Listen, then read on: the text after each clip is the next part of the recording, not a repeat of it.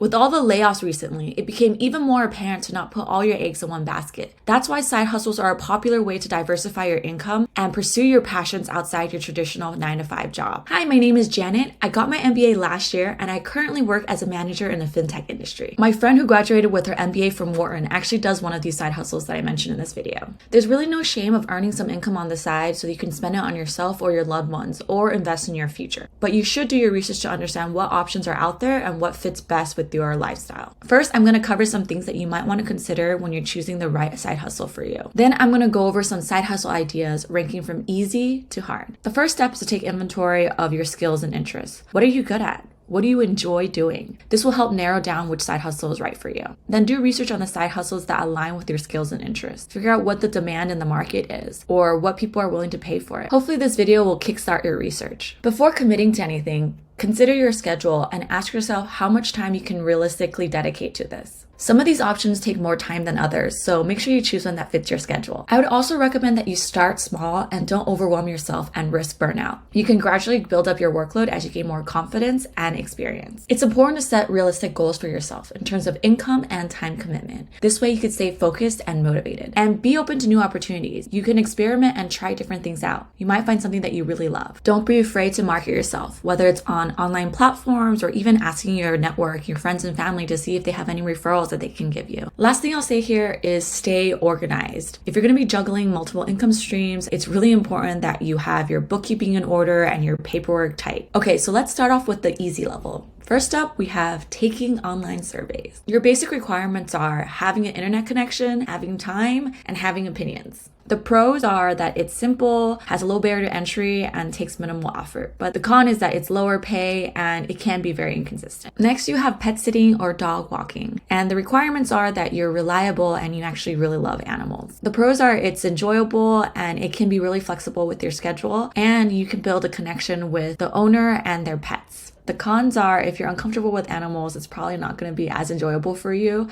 and there also is a limited income potential. You can usually find these opportunities through word of mouth, neighborhood, social media groups, and a plethora of online platforms. The good thing is if you have a good connection with the owner and their pet, they can turn into a repeat client. Buying and reselling things online. So this is the thing that I told you my MBA friend does on the side. Typically it's clothing, shoes, bags, and other things that you can find in thrift stores. So the requirements here is that you do have to have the initial investment to purchase the item and have an eye for the hot commodities that people want to buy and some marketing skill to be able to sell it. The pros are the potential profit upside and the thrill of thrift shopping and finding a good deal. However, there are cons such as the upfront costs, competition, inventory management, and the risk of unsold goods. Here are the sites and marketplaces that most people use to resell. I also have another friend that focuses more on vintage goods and he sells directly through his Instagram and website. Renting out your space. So the obvious requirement here is you have to even have space available, but you might be surprised of what you can rent out. Extra storage space in the garage, spare room, swimming pool, or even a parking spot. The pros are additional passive income and utilizing unused spaces, but the cons are privacy concerns. Here are different sites where you can list your spaces that you may or may not have heard before. On to medium difficulty. We have tutoring or coaching. The requirements here is that you have to have expertise in a subject, patience, and communication skills. There are so many different things that you can coach or tutor somebody else on. The key here is not assuming that everyone else in the world has the knowledge that you do. It could be somebody younger or less experienced or less privileged that could use your expertise. The pro here is that if you have a passion for teaching, this can be a really rewarding job, especially if you could build a long-term relationship with your clients. The con is that it could be inconsistent until you build that base, and live coaching and tutoring sessions do take up a lot of time. Here are some platforms to help you get started.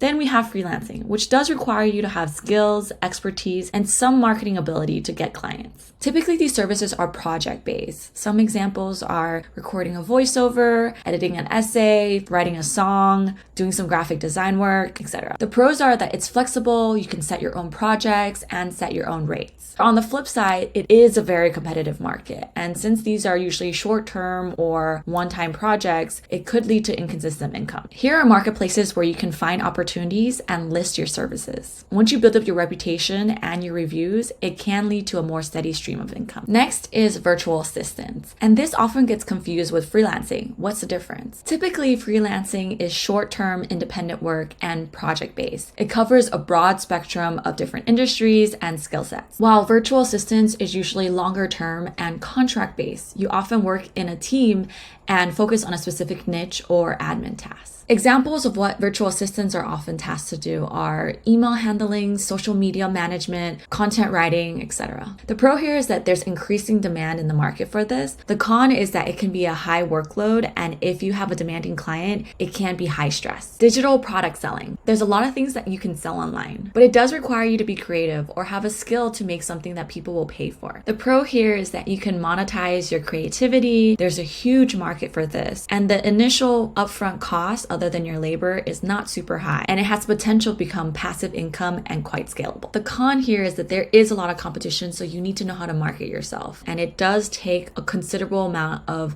sweat and time at the beginning. If you have a car, you can monetize it through local rentals or delivery services. There are sites where you can list your car for short-term rentals, or if you have the spare time, you can also do rideshare or food delivery services. You can make additional income, but don't discount the wear and tear that it will have on your car. Now comes the hard stuff, babysitting and childcare. You obviously have to be super responsible and have the experience and expertise to care for children and pass the screening process of these jobs. This can be an enjoyable and even rewarding experience if you are comfortable with children and you know how to take care of them. However, you do have very high responsibility because while they're in your care, you have to watch out for their health and safety. It can be difficult to navigate the needs and personalities of both the children and the parents. On the other side of the spectrum, you have senior sitting and companionship. There are opportunities to provide assistance and companionship to seniors in their homes or care facilities. The pro here is that it can be meaningful and heartwarming work, but it can take an emotional toll on you, especially if you build a connection with your client. This might be a little meta, but becoming a content creator. It requires a lot of time, consistency, creativity, and social media savviness. Examples include YouTube channels, podcasts, blogging, user-generated content on TikTok or Instagram. You know the drill. The pro is the barrier entry is pretty low. Anyone with a phone, camera, and internet connection can get started. And if you're really, really good, there is a high income potential. But the con is that for most content creators, they are not making any money from this. It's also extremely time consuming and you have to keep up with trends, new technology, and different platforms. Hopefully these examples can spark some ideas for you. As you go through this journey, make sure you take into consideration your own interests, skills, and time. Don't be afraid to experiment, set realistic goals, and unexpected opportunities may come your way. Let me know if you have any questions or any other side hustles that you're working on. Good luck!